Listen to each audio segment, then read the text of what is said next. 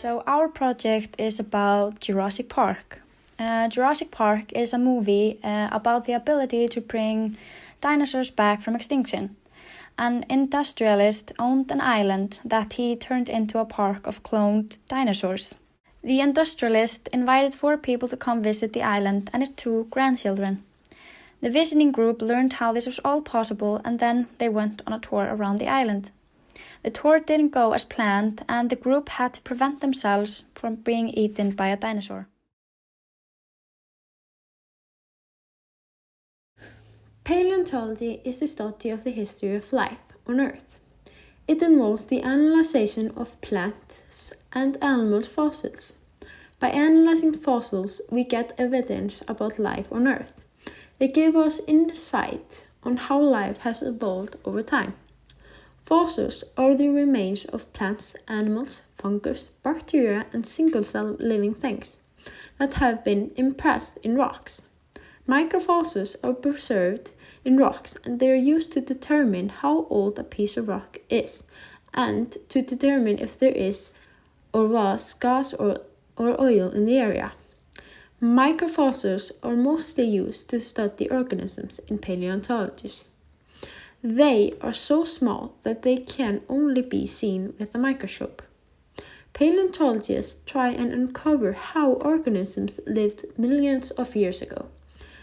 Vertebrate paleontology is the study of fossils of animals that have gone extinct. This includes dinosaurs. Many people find the study of dinosaurs very intriguing, and the field is best known for their study of dinosaurs. In the movie Jurassic Park are 2 paleontologists that have focused their study on dinosaurs.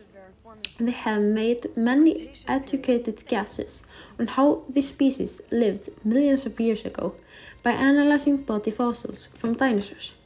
When they get to see the dinosaurs in the movie that have been brought back from extinction, they see that many of their theories are correct.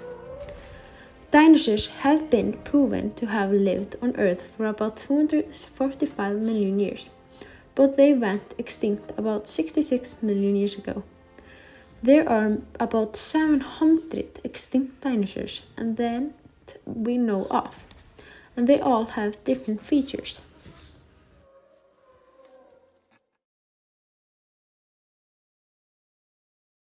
Now, fossils are very important for knowing the history of life on Earth. It helps with engineering organisms. Scientists can base their work on early designs of life on Earth and work from the information they are provided with. It can also help with finding planets that could have potential to support life. Fossils are physical evidence of a prehistoric organisms. There are 5 main types of fossils, and they are body fossils, molecular fossils, track fossils, carbon fossils, and peuceot fossils.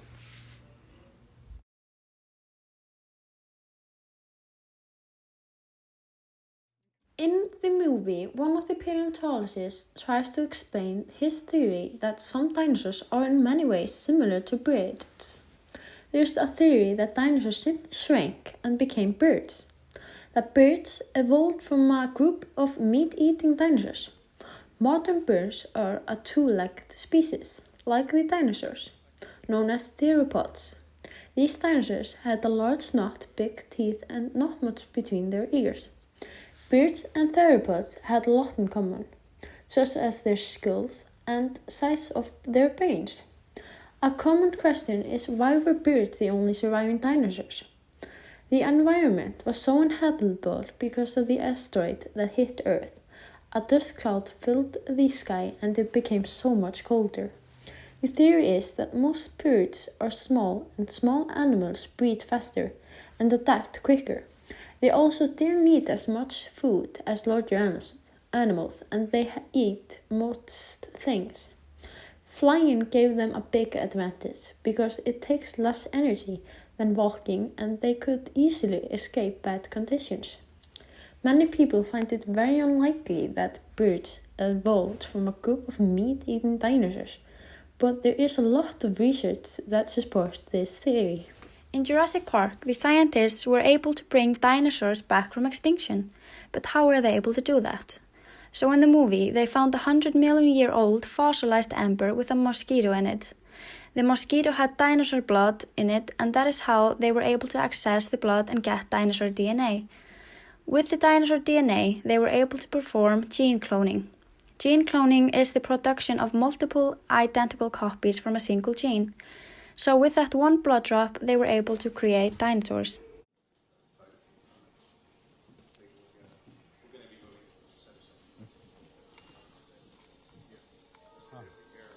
It's turning the eggs.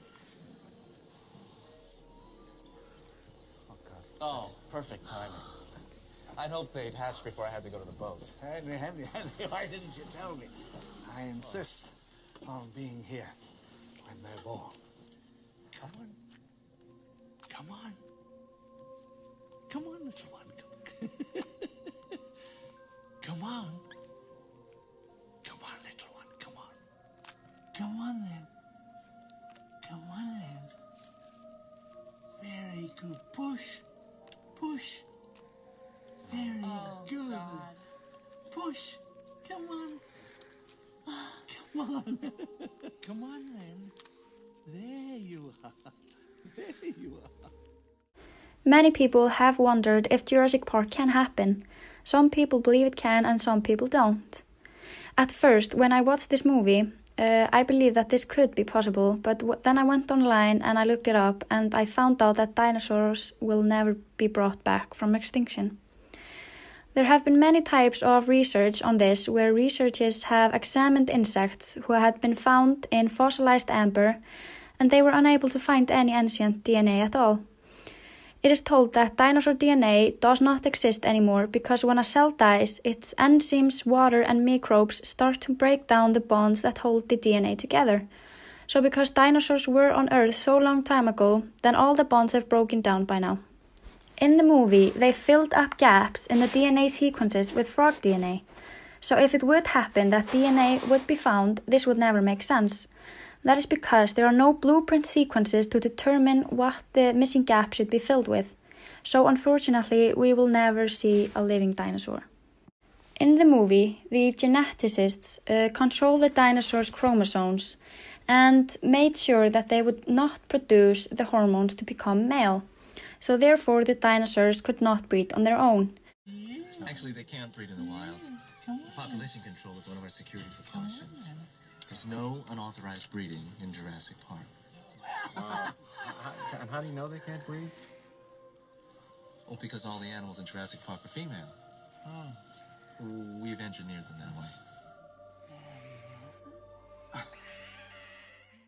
The mathematician who was visiting believed that nature always did break free and would find a way to make the female dinosaurs breed. Later, the paleontologist found eggs in the park and that provide that nature does find a way. But how? As I said before, frog DNA was used to fill up the gaps in the dino DNA sequences. They happened to have mutated the dinosaur genetic code and the dinosaur became sequential hemaphrodites like the frogs. Sequential hemaphrodites are when an organism has the genitals of both female and male. So that made it possible for them to switch genders from male to female so they could fertilize their own eggs with their sperm. When I watched this, I didn't know that this was even possible in any organism, just change the gender. But in reality, switching gender is a very complex mechanism, so this happening is very unlikely.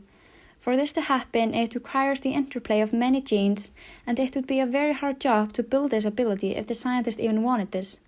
But they didn't want this to happen, so it's very unlikely they gave the dinosaurs this ability.